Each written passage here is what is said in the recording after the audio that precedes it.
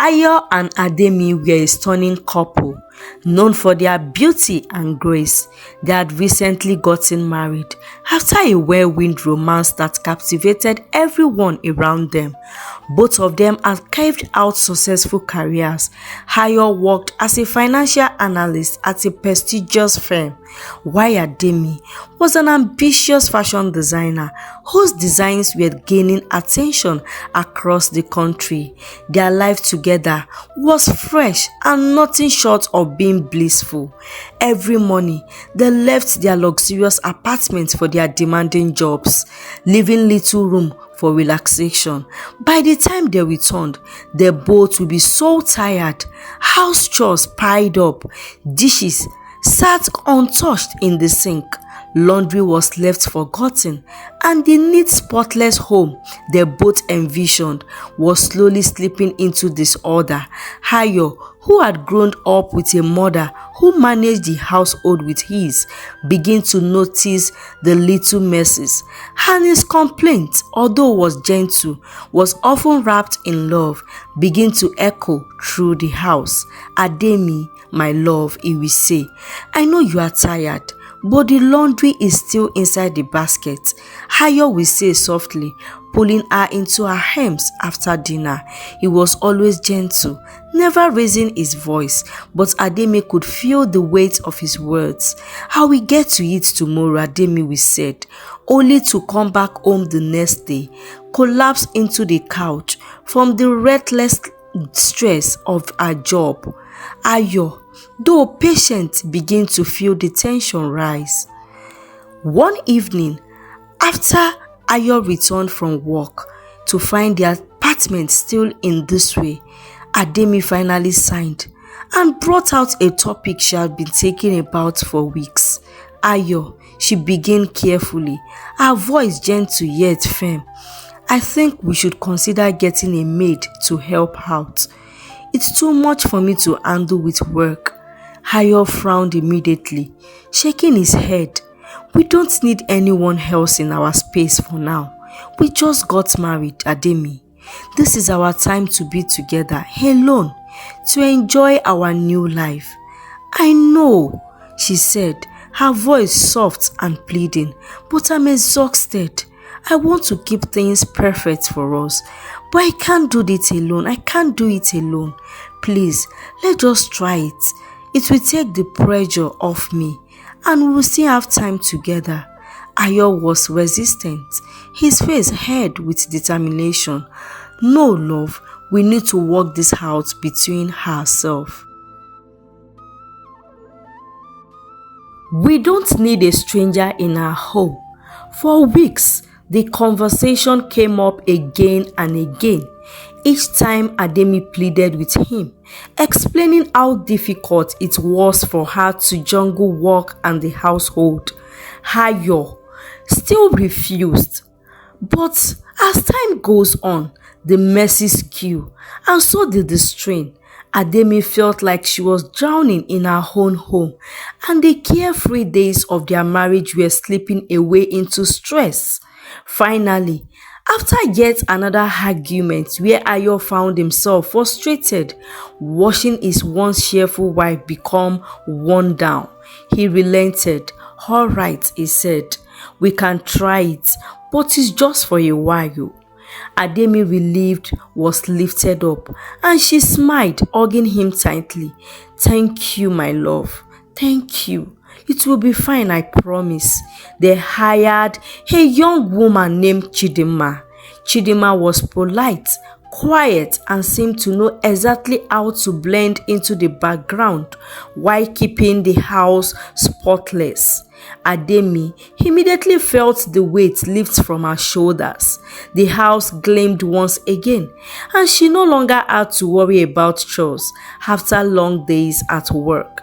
Ayo, though still unsure, saw how much happier his wife was and allowed himself to relax, thinking that maybe this wasn't such a bad idea after all. With the chores out of the way, Ademi and Ayo found themselves with more time to focus on each other. They were deeply in love, their passion only growing stronger. Every room in their home became a playground for their love, filled with laughter, stolen kisses, and wide moments of intimacy. They shared everything: secrets, fantasies, and dreams for the future. But as time passed, something began to shift. Ademi noticed that Chidinma was spending more time at the house than necessary. Lingering after her duties were done, she would catch the young maid eyes glancing towards Ayo a little too often, her smile lingering a little too long. Ayo, who seemed oblivious, continued his normal routine, unaware of the subtle change in the hair.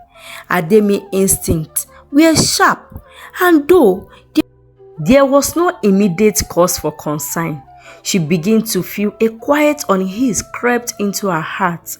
She tried to dismiss it, reasoning with herself that she was simply overthinking. After all, Ayo loved her deeply. How could anything come between them? They were perfect together. One evening, Ademi came home earlier than usual. As she approached the front door, she heard voices. Her heart raced, her hand froze as she laid her ear on the door. A sudden irrational fear took hold of her. Quietly, she pressed her ear against the door, trying to make out the conversation. It was Ayo and Chidinma, their voices low but clear enough for her to hear. Ayo was laughing, something he didn't often do around Chidinma. Ademi had pounded in her chest, a thousand thoughts flowed in her mind. She immediately pushed the door open and stepped in. The sight that greeted her was innocent enough. Ayo standing near the kitchen counter, laughing at something Chidinma had said as he wiped down the surface. But the atmosphere between them felt charged. For the first time, Ademi felt a pang of something she didn't expect: jealousy. Her entrance broke the moment, and both Ayo and Chidinma turned towards her, smiles on their faces. But Ademi couldn't shake the feeling that something was off. As days went on, that sense of unease grew. Ademi began noticing little things. Chidinma's presence always seemed to be at the wrong moment. Her attention always seemed to be on Ayo. Ayo, on his own part, remained unaware, his affection for his wife unchanged. But Ademi couldn't help but wonder if she had eventually let somebody into her home that would destroy her marriage. The tension in the house was becoming unbearable for Ademi. Though on the surface everything seemed perfect, Chidinma did her work without complaint, and Ayo was as loving and attentive as ever. But Ademi's instinct screamed at her, warning her that something was amiss. She tried to ignore it, dismissing it as being paranoid. She told herself that Ayo loved her more than anything, and there is no way Chidinma could come between them. But the unsettling feeling grew day by day. One evening, Ademi decided to talk to Ayo. She waited until after dinner, after they had both settled on the couch, his arms wrapped around her. Ayo, she started, her voice soft yet tense. Have you noticed anything different around here? Ayo raised an eyebrow, looking at her with concern. Different? What do you mean, love? I don't know. It's just that since we hired Chidinma, things feel so off. I feel like she's being too around, like too much. Like she's always watching you, always fixing her eyes on you. Ayo chuckled lightly, pulling her closer. You are imagining things, babe. She's just doing her job, helping us out. Remember you asked for this. I know. Ademi replied quickly, her frustration bubbling up. But it seems like she's overstepping her boundaries, like she's always around you, always lingering around you. Don't you notice? Ayo's smile faded slightly, but he kept his tone gentle. Ademi, there is nothing going on. Chidima is just the maid. I love you and only you. Don't let this ruin what we have, okay? Ademi wanted to believe him, and for the moment she let herself to be reassured. She sank back into Ayo's arms, but that nagging voice at the back of her mind couldn't let her be. As weeks passed, the sense of something being wrong was still glowering at Ademi. She began watching Chidima more closely, noticing how the young lady will always find an excuse to linger when Ayo was home. When Ademi was around, Chidima's demeanor was polite and professional, but when she thought no one was watching, her eyes lingered on Tayo in a way that made Ademi blood boil. One Saturday morning, Ademi decided to put her fears to rest. Once and for all, she told Ayo that she had to run some errand in town and left the house early. But instead of going to town, she doubled back, parking her car down the street and sneaking back into the apartment. She needed to see what Chidima was like when she wasn't there. What happened when Ayo and the maid were alone? That is what she wants to find out. Her heart raced as she approached the front door, the key in her hand trembling. She carefully turned it into the lock, opening the door just a crack. As she stepped inside, the sound of laughter drifted from the living room. Ayo's laughter. Her pulse quickened as she quietly made her way down the hallway. There in the living room, she saw them, Ayo and Chidima. They were sitting on the couch. Ayo was leaning back, laughing at something Chidima had said, and she was sitting far too close, her hand lingering on his arm. Ayo's breath caught in her throat. Ademi's breath caught in her throat. They weren't doing anything inappropriate, not exactly, but the intimacy between them was undeniable. It was subtle, but unmistakable. She had seen enough. Bustling into the room, Ademi's voice was cold and sharp. "What's going on here?" she asked furiously. Both Ayo and Chidima jumped up, startled by her sudden entrance. Ayo's expression shifted from surprise to confusion. "Ademi, what? Don't!" Ademi cut him off, her eyes blazing as she looked between the two of them. "What are you two doing?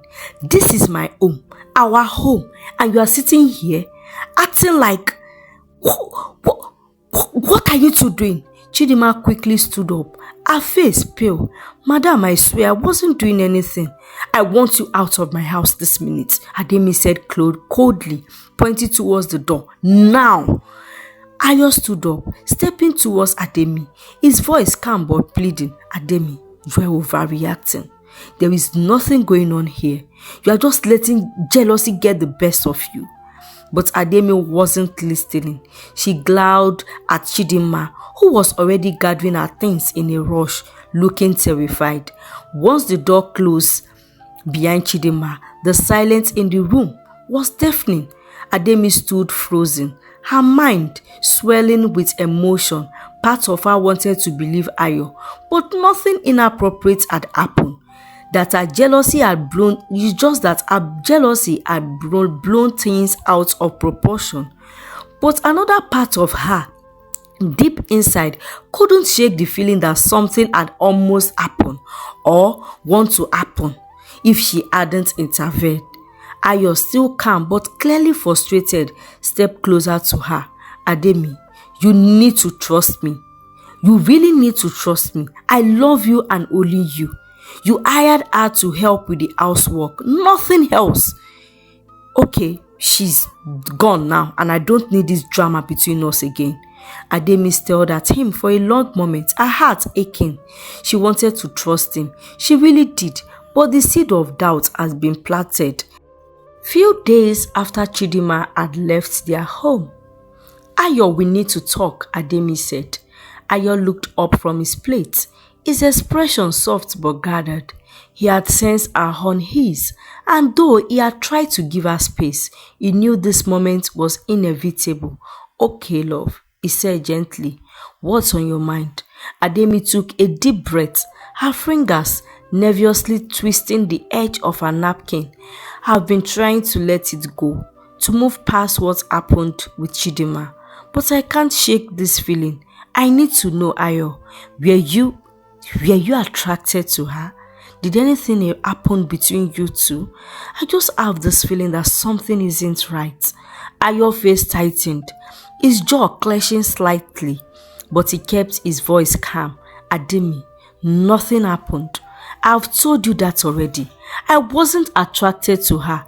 I wasn't doing anything wrong. She was just the maid. She is a maid. You are my wife, the woman I love. Why can't you trust me? Ademi swallowed hard, feeling the weight of his words. She wanted to trust him, to believe him, but her insecurities have taken root. It's not that I don't trust you, she said quietly. It's just that I felt something. Ayo, the way she looked at you, the way she's always around when I wasn't there, it was like she was trying to get closer to you. Ayo reached close to the table, gently taking her hand in his. Ademi, I understand that you are hurt, but you need to believe me. You need to trust me. I would never betray you like that. We hired her to help, and that's all. She is a helper, a housemaid. I didn't see her the way you are imagining. Tears swelled up in Ademi's eyes, her emotion swirling in a confusing mix of love, doubt, and fear. I don't know what to believe anymore, she whispered. I just don't want to lose you, Ayo. I love you. Ayo squeezed her hand, his voice soft and tender. You won't lose me, Ademi. I'm here and I'm not going anywhere. But we need to move past this. If you keep letting this doubt eat us up, it will destroy everything we've built together. You need to learn to trust me. Ademi nodded, wiping away her tears. She knew he was right. If she couldn't let go of her fear, he would eventually tear their marriage apart. Over the next few days, they made conscious efforts to rebuild the trust between them. Ayo became even more attentive, going out of his way to make Ademi feel loved and reassured. He planned special evenings for them, bringing back the passion they had shared in the early days of their marriage. They laughed, kissed, and ate each other in their bed late into the night. As months passed, they hired a cleaning service instead of a live-in maid, a compromise that allowed Ademi to manage the house without feeling overwhelmed. Their love for each other still remained strong. Then one afternoon, as Ademi was finishing a work meeting at home, her phone buzzed with a message. It was from an unknown number, and her heart dropped as she read the text. In the text, read, "You are right to be suspicious. Ayo wasn't as innocent as you think." Ademi's fingers trembled as she stared at the screen. Who could have sent this? Who? Was it Chidima or someone else trying to stir trouble? She don't want to believe it, but the seed of doubt that has once been there now felt like a bomb waiting to go off. She quickly dialed Ayo's number, her heart racing, unsure of what to think. As the phone rang, her mind twinkled with possibilities. She could feel her world tearing apart. Ayo's voice finally came through the line. "Hey babe, what's up?" Ademi swallowed hard, unsure of how to begin.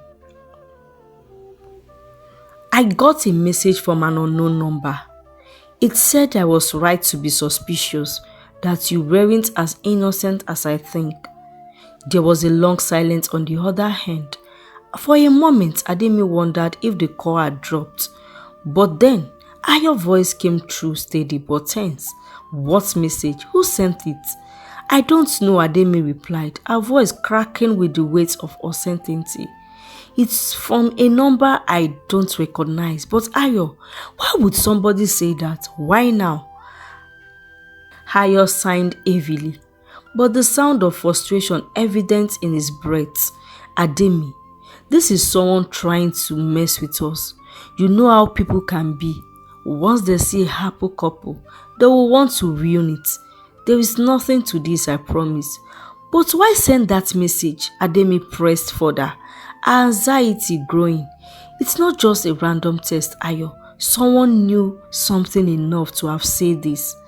Someone trying to get into your head, Ayo said firmly. They see a crack and are trying to wedge it open.